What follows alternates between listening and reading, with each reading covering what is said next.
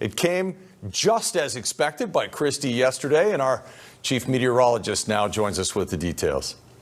Thanks so much, Chris. So I wanted to focus in on the Grand Forks area right now. That is one area impacted because of the drought that we've seen, but also now the thunderstorms, lightning strikes, and the gusty winds. So the fire's starting to kick up. There's 2 of them near the Grand Forks area, and here's the reason why. And when you pull out, you can see a whole line of thunderstorms that are tracking towards the Columbia region, starting to ease just within the last 15 minutes, but I'm still anticipating thunderstorms as we head into the next couple of hours. At the very least, though, this is bringing some rainfall, which is really good news for the area, which is so drought-stricken right now. But we still have numerous warnings and watches in effect as this front continues to track across the region, because not only is it bringing thunderstorms, but it will also bring heavy downpours of rain. We have very windy conditions as well expected in these areas highlighted in purple. The potential is there for gusts up to 90 kilometers an hour. So as you just mentioned, with the drought-stricken trees, we are expecting the potential for power outages this evening. Strong gusts on lakes, not a day to be boating. Crosswinds on highways, so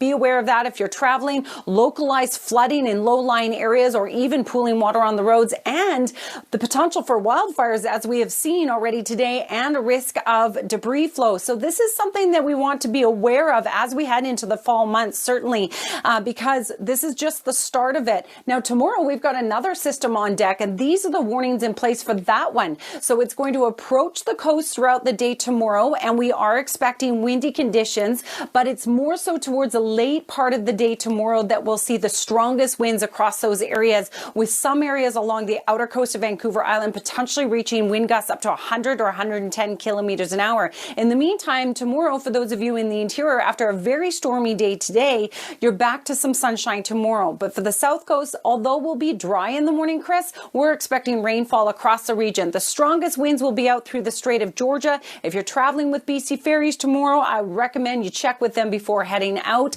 Tomorrow, one more stormy day before we get a little sunshine on Friday, though. Chris, back to you. All right, Kristi, thanks very much. That storm hitting, let's check in with senior meteorologist Kristi Gordon with some warnings for us. Kristi.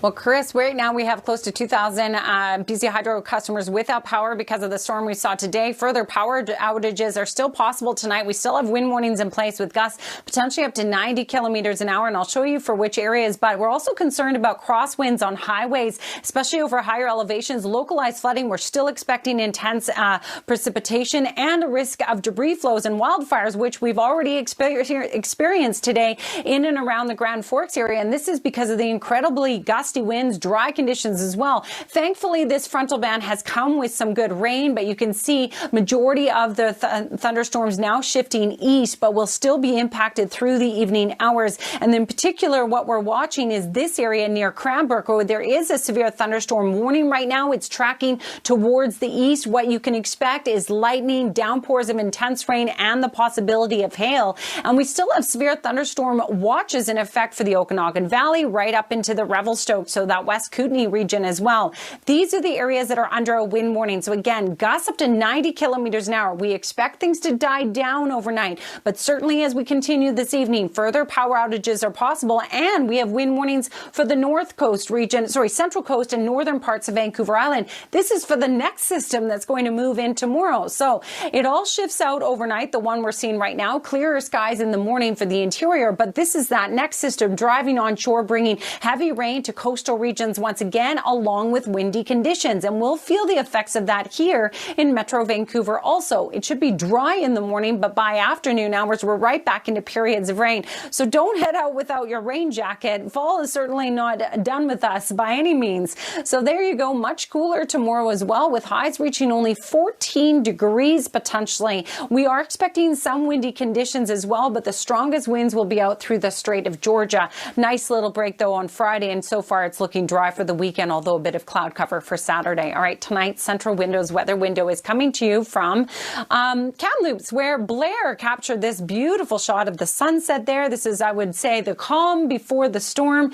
Thank you, Blair, for sharing that with us. I'm sure a lot of people in the interior are hoping for that once again. Yeah, I don't think it looks like that now, does it? But no. What a beautiful shot, for sure. Thanks very much, Kristi. All right, Squire joins us now to look ahead to sports. It's a combination of red beets and red peppers, kind of give the illusion of tomato sauce because doggies aren't good with tomatoes. The specialized dog menu that is all made with human-grade ingredients has been a hit with the four-legged customers. Dogs love food. They'll never send it back. They'll never complain. Now that they're open for business, they hope they'll get more positive reviews from customers, both canine and human. Sydney Morton, Global News. I don't know. It looks good enough to eat for me. But yeah, it's very fancy. Would you rather eat at a table, though, than out of the dish? I do, and using utensils, of course. Okay, last word quickly on weather, because in some spots it's a little rough. Yeah, so for our region, we are expecting a sort of drier night, drier morning, the rain shifting in through the afternoon hours, and we'll see it certainly in the evening tomorrow. But for those of you in the interior, yes, we're still expecting heavy rain at time and windy conditions this evening.